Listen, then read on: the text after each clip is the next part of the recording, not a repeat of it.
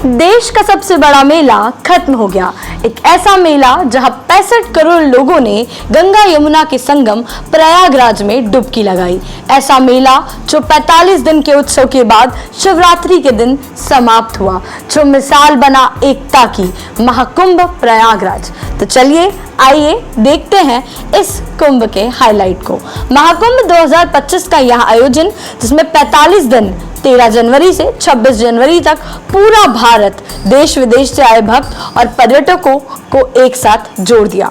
इस मेले में 65 करोड़ से अधिक लोग ने गंगा यमुना के संगम में डुबकी लगाई, जिससे हर बूंद में देश की आत्मा झलक उठी और हर चेहरे पर एक गंभीर अभिव्यक्ति दिखाई दी। यहाँ महाकुंभ न सिर्फ धार्मिक रस्मों का संग्रह था, बल्कि इसने देश की अर्थव्यवस्था को भी लगभग 3 लाख करोड़ के आर्थिक संचार के जरिए एक जबरदस्त बूस्टर दिया। यहाँ हर स्तर पर हमें हॉस्पिटैलिटी, ट्रांसपोर्ट, रिटेल और खाद्य पान के सेक्टर में जबरदस्त बूस्टर दिखाई दिया। इस कुंभ के मेले ने व्यापारियों को बहुत आर्थिक रूप से फायदा दिया। अगर हम बात करें होटलों की, रेलवे और एयरलाइंस की, इस बार बुकिंग ने सारे रिकॉर्ड्स तोड़ दिए। इस आयोजन में अलग अलग बाबा, संत, साधु और विचारक मौजूद थे, जिनका अंदाज और प्रवचन सभी के लिए एक तरह का बयान था। किसी ने अपना प्रवचन देते हुए सिर्फ यहाँ तथ्य रखा कि जब 65 करोड़ भक्त एक साथ इकट्ठे होते हैं तो व्यवस्था अपने आप व्यवस्थित हो जाती है।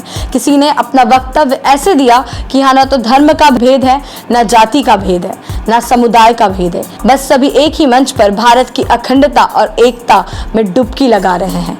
इसी तरह अखाड़ों में लगे साधु संत ने अपने विचार रखे, बिना किसी अंत्यरचना के यह स्पष्ट किया कि कुंभ में सिर्फ डुबकी ही नहीं, बल्कि देश की एकता का भी प्रदर्शन होता है। इस महाकुंभ में डिजिटल क्रांति का भी जबरदस्त जलवा देखने को मिला। Online registration, mobile apps, live streaming और डिजिटल स्नान ने मेले की एक नई आयाम दिया। युवा वर्ग ने इसे तकनीकी नवाचार का भरपूर लाभ उठाया। इस दौरान हमें कई सारे इन्फ्लुएंसर्स देखने को मिले, कई अजीबो गरीब लोग देखने को मिले। अगर हम बात करें मेले की, तो मेले में कई घटनाओं को आंकड़ों के रूप में पेश किया जा सकता है, जैसे 65 करोड़ भक्तों का एकत्रित होना, जो इतिहास में अब तक का सबसे बड़ा मानव सम्मेलन साबित हुआ है। साथ ही इस मेले में कई गिनीज वर्ल्ड रिकॉर्ड की कोशिश भी की गई, जिसमें 15,000 सफाई कर्मचारियों ने मिलकर सबसे ज्यादा लोग झाड़ू लगाने का रिकॉर्ड तोड़ने का प्रयास किया और एक 80 फुट लंबी दीवार पर हाथों की छापों की विशाल मुराल बनाई गई, जो पिछले रिकॉर्ड को पीछे छोड़ गई। अगर हम बात करें तो हर बार की तरह महाकुंभ में कुछ वायरल चेहरे भी थे, जिनका उल्लेख किया जाना जरूरी है। IITian बाबा और मोनालिसा। IITian बाबा, जिन्होंने अपनी तकनीकी ज्ञान और पिछले अनुभव के आधार पर मेले में उपस्थित लोगों के साथ बातचीत की। वहीं 16 साल की मोनालिसा, जो एक गार्लैंड विक्रेता थी, अचानक ही वायरल हो गई।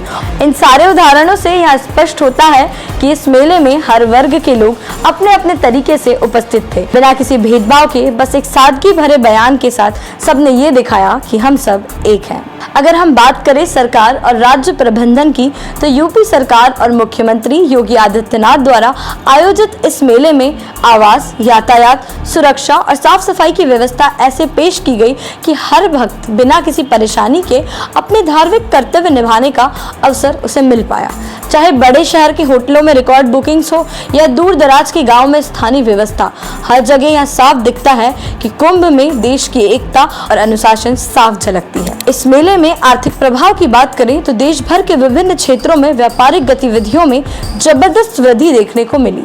स्थानीय स्ट्रीट वेंडर, दुकानदार और व्यापारियों ने पारंपरिक उत्पादों की बिक्री से आर्थिक रूप से मजबूती हासिल की, जिससे यह साबित हो गया कि जब देशभक्ति और आधुनिक तकनीकी का संगम होता है तो अर्थव्यवस्था भी नए आयाम खोलती है। यहाँ न कोई जाति का, न धर्म का, न समुदाय का भेद है। यहाँ हर जगह एक संदेश दिया कि हम सब एक हैं, और इस बात को साबित किया कि देश की एकता ही हम सब की सबसे बड़ी ताकत है। फिलहाल के लिए इतना ही, मिलते हैं और नए वीडियोस के साथ।